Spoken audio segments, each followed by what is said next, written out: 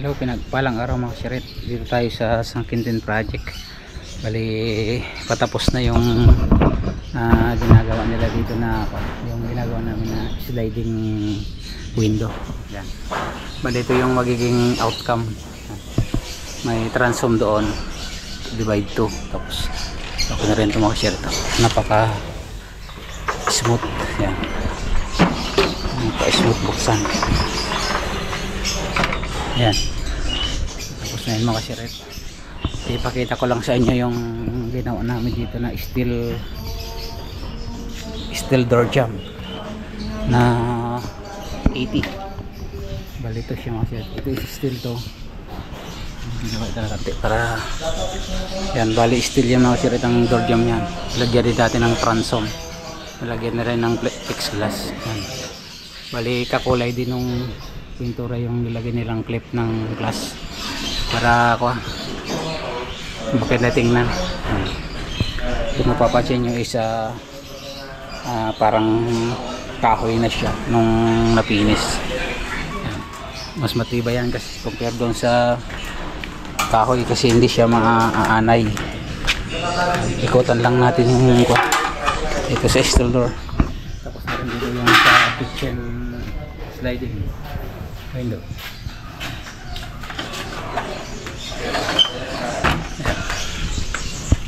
Tapos yung steel door natin. Tapos na rin. Nalagyan na ng plexiglass dun sa taas. Same din yung ginamit na clip. Wood grain.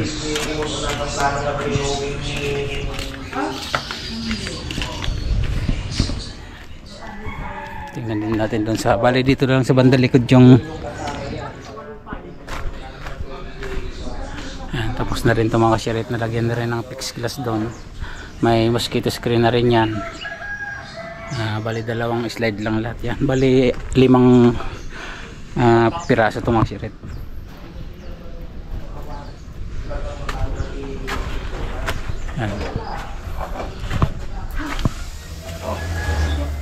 Tapos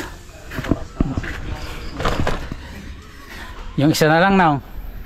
Ano yung wear down? Ibaba nyo na lang dito sa ilalim. Inalo ko na yung wire, boss. Binababa ko. Ha? Yung wire? Binababa ko doon sa sliding. Ayaw.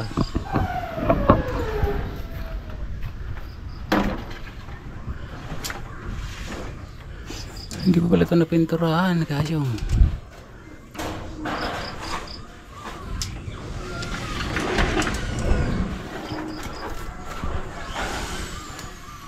pipinturan mo ba yan, boss? dali lang naman yan. Tanggalin niya yung Kapag-medyo lang yan. Di ba pala napinturahan yan?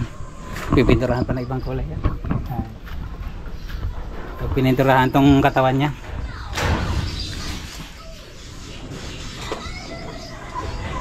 Tapos na pala ang bilis yan, tapos na mga siret. Bale yan, pauwi na kami na. Yan, at kung magabintana ikutan natin. Paikot na installan na. Yan o. Yan yung tatawag na awning. Half lang yung binuksan namin kasi pag gano'n ko sa bandang loob niyan is mataas. Hindi rin mabubuksan yung bandang taas kaya kalahati lang binubuksan ko. Dito, bali dalawa yung opening. Fix yung doon sa taas kasi masyadong mataas na kung bubuksan. Kailangan ng ladder. Pinaka-transom na rin siya. Ito yung kabuhan mga sirat na hanggang dito muna yung gagawin kasi hanggang dito rin yung budget.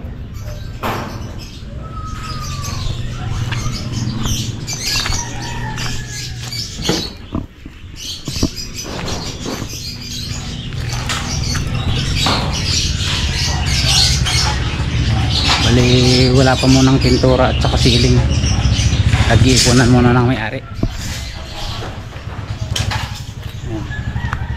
Ligpit na kami makirit. Tapos na. Tingnan din natin yung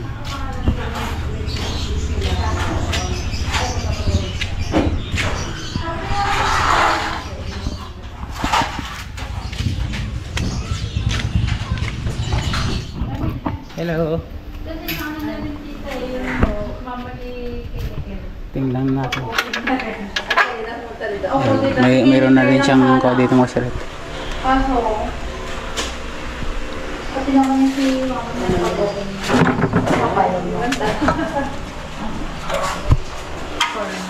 may tanong ako. Bali, inalagyan na rin mga sirit ng glass dito yung mga konting awang dito. Yan, silbing design. Yan. Ito yung sa loob. Pinakot na.